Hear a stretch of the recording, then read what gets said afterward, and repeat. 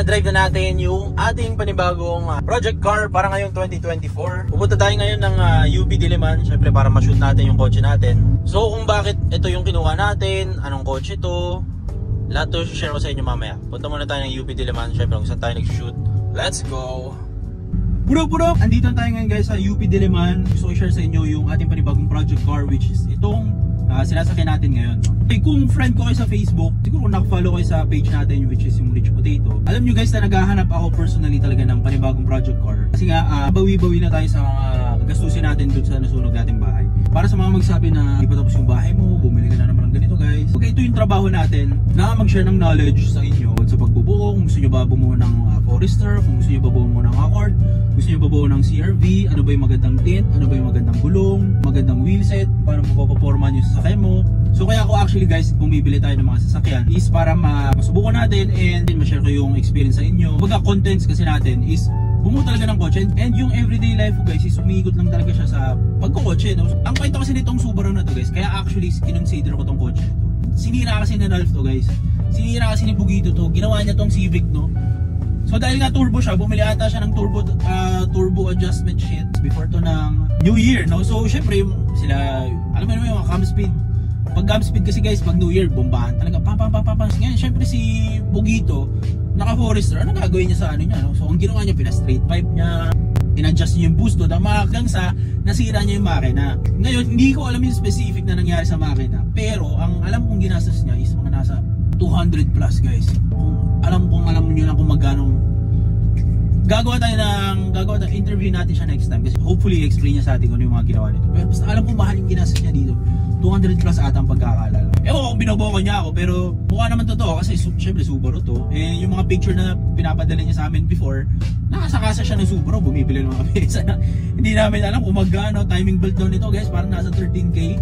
So para sa akin, binuha ni Ralph to para sa akin. Ganun yung lumabas diba? So para sa akin, good sa yung kotse na to kasi ano ba ako, ganun din naman ako guys pag bumuo sigari. Kahit benta ko ng palugi, okay lang. At basta kung pang-ari, gagastos ako talaga. So kaya ako binili tong kotse na to. Alam ko na masyado mahaba yung usap natin guys. Papakita ko sa inyo yung kotse. Quick tour tayo, okay? Let's go! Ito yung sasakyan natin ni Bugito na syempre atin na Subaru Forester 2010. Ito ay isang 2.5 liter na EJ25 something. 2.5 liter to. Ang kinagandaan kasi ng kotse na to guys, dahil nga sabi ko sa inyo, bagong rebuild yung makina nito dahil sinira niya nga, no? Akala niya Civic. Kaya ito yung mga points kung bakit ko ito binili. Bagong rebuild makina, nakatindig na yan. Tignan mo naman. Pang Rega Master, nakagoma, tsaka pintura guys. Damn.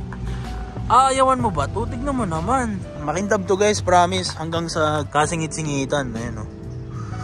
Guro may mga paint chips, ganyan. Pero second hand naman nakakotse, diba? Ang mga selling points guys is syempre maganda. Bagong buo makina, which is pinaka-importante para sa akin. Selling point number 2, naka-mugs. Selling point number 3, naka-18s na brand new na goma. Pro date, ayun o, 23.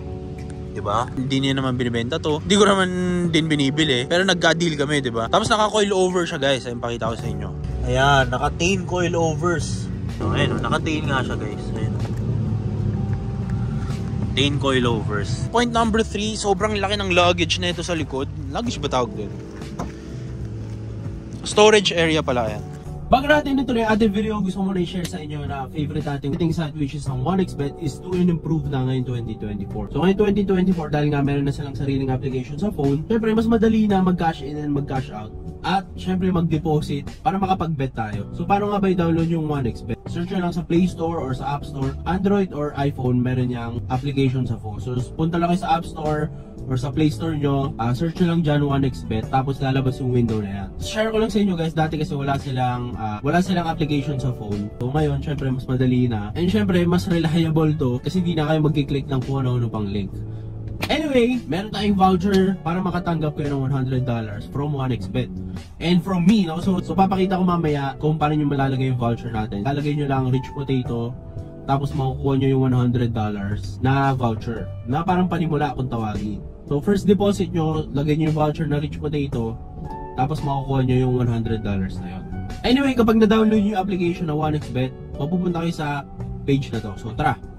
So napakadali lang mag-register dito guys. Siyempre click nyo lang yung green sa taas, register. Tapos sa code dito may lalagay yung phone number mo. Ito rin yung gagamitin mo pang login mo. Tapos dito nyo magagamit yung Rich Potato na code. Siyempre $100 yan guys na bonus diyan. Pesos, dollars yan. So napakadali lang mag-register. Makakapag-bet ka na agad. So siyempre kailangan mo maglagay muna ng pera para makapag-bet ka dito sa betting site. Kaya siya betting site, diba? So maganda sa betting site na to, sobrang daming laro. Siyempre meron dito football kung fan ka ni Messi o ni Ronaldo. Tennis, meron din. At syempre yung paborito ng Pinoy, hindi mawawala talaga dyan yung basketball. Pwede ka tumaya dito, NBA, PBA, at kung ano-anong liga pa. Yun ang maganda dito sa 1xBet, sobrang daming varieties ng mga laro. Sobrang user-friendly ng app na to, so hindi ka talaga malilito, hindi ka maliligaw. Subukan nyo na tong 1xBet, wala namang masama pag nagtatry. Alay mo, kayo na yung susunod na swerte. Storage area pala yan. Laki, di ba? Kasa pamilya natin dito for the future. Future proof na, no? May mga spare tire, kompleto ng kung ano, anek. Wala lang siya nung cover dito. Alam ko may cover yan dito eh. Pero sa kanya wala. So hindi ko alam bakit. Ito yung tsura sa loob. Malinis din talaga, sir. At tapos naka-ano siya guys, moonroof. Ito pakita natin moonroof. Ayan o, pang. Diba? Pag nakasakay ka sa likod, hindi pa ako nakasakay sa likod guys eh. Ayan o. Ito may tsura niyan, sir. Yung mga leather seat, normal na may mga scratches. Hindi naman na mawawala kasi second hand na kotse, diba? Pero still, presentable. So yung armrest nito guys, kakaiba. Wala siyang cup holders, no? Kasi syempre kapag nag-cup holders ka sa may armrest, medyo may weird feeling dito kasi may matigas, no? So yung ginawa ng Subaru, dito nila nilagay yung cup holders. Ayun, no? Bam, diba? May California scent pa. Ito yung tsura niyan, diba? Okay din.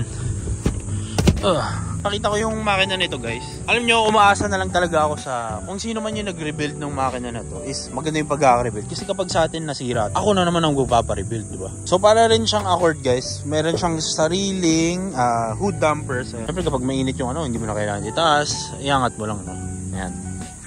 So ito yung kanyang makina, 2.5 liter engine. Ngayon, dito naman sa engine, wala namang major issue dito dahil nga future proof na para sa atin, no? Meron lang mga kulang siguro ito, walang takip, ganun. Pero engine wise, wala kasi bagong rebuild yung makina. Yung mga ayoko na points dito sa kotse na to, actually marami-rami guys. Pero nagseselan lang ako naman. Kasi syempre, para sa akin kasi yung 380 guys, medyo malaki na yun eh. Isa-isayin natin yung mga ayoko. Yung mga ayoko dito, meron kasing headlight washers, no? So ito, dito meron, dito wala.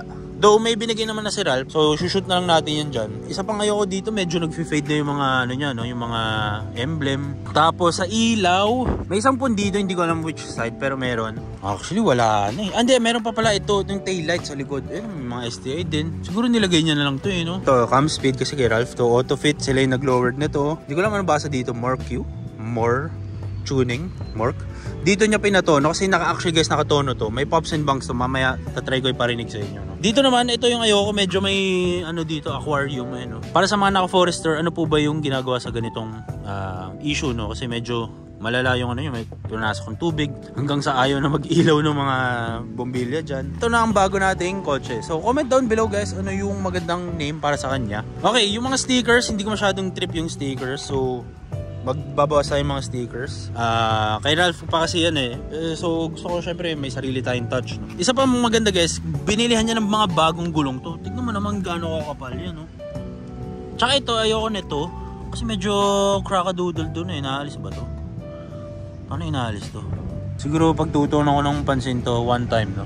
Actually guys, kinuha ko tong kotse na to. Wala akong alam sa kahit anong meron dito sa sasakyan na to. Sa paint, wala naman na tayong gagawin sa paint. Ano yung mga gagawin ko dito in the future?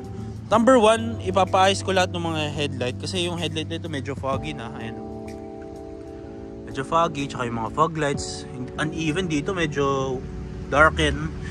Dito light. Mga aesthetics lang naman guys. Tint, syempre maglalagay tayo ng tint. Ang init guys, sobra. Una kong munang gagawin tint, syempre kasi para makabiyahe-biyahe tayo. So papatinta na natin to siguro bukas or the other day. Pero number 1, papatint natin yan. Though parang green glass ata yung stock na ito. Ayun, may pagka-green glass eh, no? Pasok tayo dito sa interior guys. Ito yung mga gusto kong humingi ng onting tulong sa inyo. Kasi, again, nag-research naman ako pero hindi ko pa naabot yung part na kung paano gumagana yung cruise control. Kasi meron siyang cruise control. Ngayon, sa dash niya, minsan may lumalabas na sport. Siyempre, ayoko ng sport palagi kasi hindi naman ako racing, di ba? So, gusto ko sana naka-ano lang yung, ang tawag doon? Eco mode? May eco mode ba to? Shinoot ko lang ngayon actually kasi gusto ko na magpatid eh. So para ano yung itsura first hand, no? So let me know guys, comment down below para gumagana yung cruise control nito. Kasi ito yung first ever ko na kotse na may cruise control. Fortuner namin wala rin naman. So ano siya guys, automatic transmission, malaki head unit na din. Aircon na ito medyo hilaw lang. Hindi siya ganun kahilaw. Alam mo yung kapag umandar ka, sobrang lamig. Ganun yung giginawin ka. Pero kapag stationary ka lang, naka-idle ka lang, medyo saktuhan lang yung lamig. Mga long sleevean lang. Pero kapag umandar, kailangan naka-jacket eh. Para sa driver side pala, automatic yung kanyang ang tawag dito, power seats, no? Yan, power seats siya. Sa driver side lang, pero sa passenger, ano yan, manual yung ganyan. Sa likod naman, dito, actually yun lang may sa harapan. Dito naman sa likod, wala naman masyado. Merong mga lagayan dito. Wala kang actually guys aircon dito sa likod kasi ang asahan mo lang yung aircon na yan dalawa. Parang sedan siya na malaki. So gusto ko sana nung may cover dito. Saan ba nakakahanap ng ganyan? Hanap tayo ng ganyan, no? Yung mga, ito mga pundido na rin. Ito meron pa pala. Ito yung ayoko guys, ikita yung dot. And yung pinaka selling point nito guys is sunroof. Pakita natin yung sunroof. Yun o. Yarn. Though medyo madumi lang siya guys. Hindi pa nalilinisan. Pero still, sunroof, moonroof siya guys. Ako never ako nakapag moonroof ever in my life. Sunroof meron yung hanggang dito lang sa Accord, no? Pero ito moonroof. And pakinggan nyo pala yung exhaust nito guys. Pakinggan nyo ha. Ayun no. Medyo ginastosan din kasi yung pipings na ito ni Ralph. Pakita natin yung pipings. Ayun no. Straight pipe siya guys na ano eh, stainless. Pero kapag cold start sa umaga guys, sobrang ingay nito. Siguro maghanap ako ng clip, siguro bukas gagawa ako ng clip. Lalagay ko dito pang ingay sa labas boy.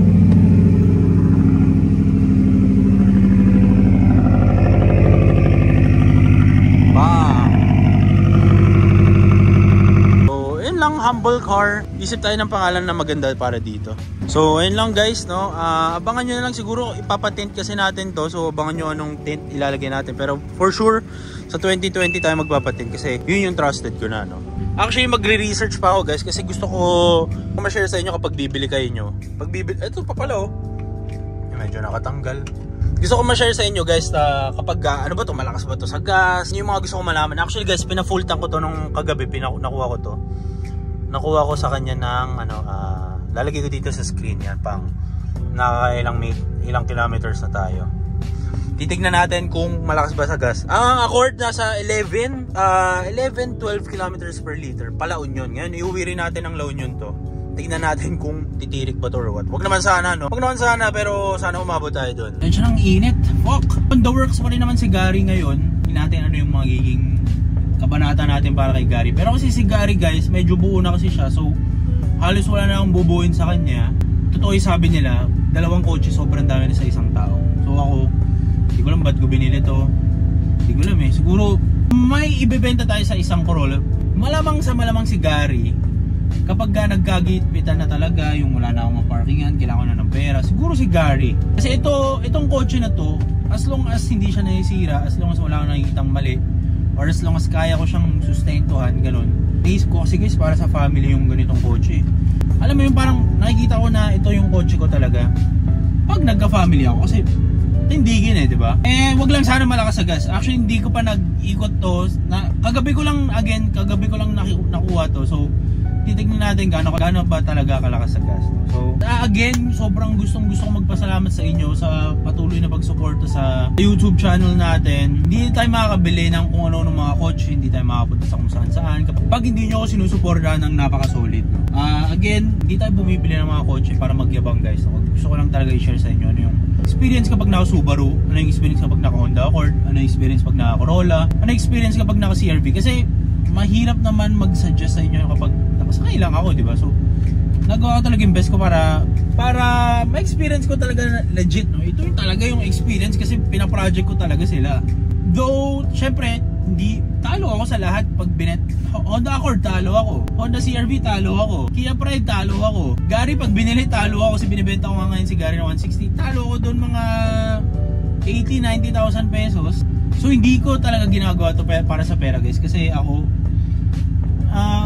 Wala hindi ko 40 na maging mayaman, no? Siguro mababa lang yung talaga ilipad ko, gano'n. Dito ako masaya. Syempre masaya ako na na-share ko sa inyo mga ganito. Pero hindi siya business, guys. Sinasabi ko sa inyo, hindi naman to pera-pera. May pera syempre sa 1xBet, yung pinopromote natin. Pero hindi naman ganong kalakihan din. Pangdagdag kasi syempre expenses yung ganito. Hindi naman na bumili tayo ng coaching ganito, 10 vlogs lang, bawi na. Walang 10 vlogs to, guys. Siguro bawi ito mga 50 vlogs. Tapos dapat yung 50 vlogs na yun mga 100k each. Maliit lang yung sahod, guys, sa YouTube. Though ang nakikita ko namang pro sa mga ganito is nakaka-experience tayo ng mga kotse. Ibaba kotse natin, nakakilala tayo ng mga bagong tropa, nakakatulong tayo sa mga business na gusto magpa-promote. So again, guys, yun lang. Hindi ko na papatagalin itong video na to. Abangan nyo sa mga susunod na vlogs kung ano yung mga gagawin natin dito sa Forester na to.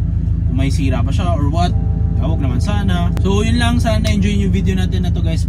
Pasensya na medyo mahaba kasi ngayon lang natin ginawa yung ganitong format kasi medyo nag-iiba na tayo ng format kasi pa 100k na tayo. So again, sobrang salamat po ulit sa inyong lahat sa pagsuporta sa mga day 1 natin. From the time na nagsapatos tayo hanggang ngayon, nakasuporta pa rin kayo. Sobrang salamat po sa lahat. Yun lang, peace out.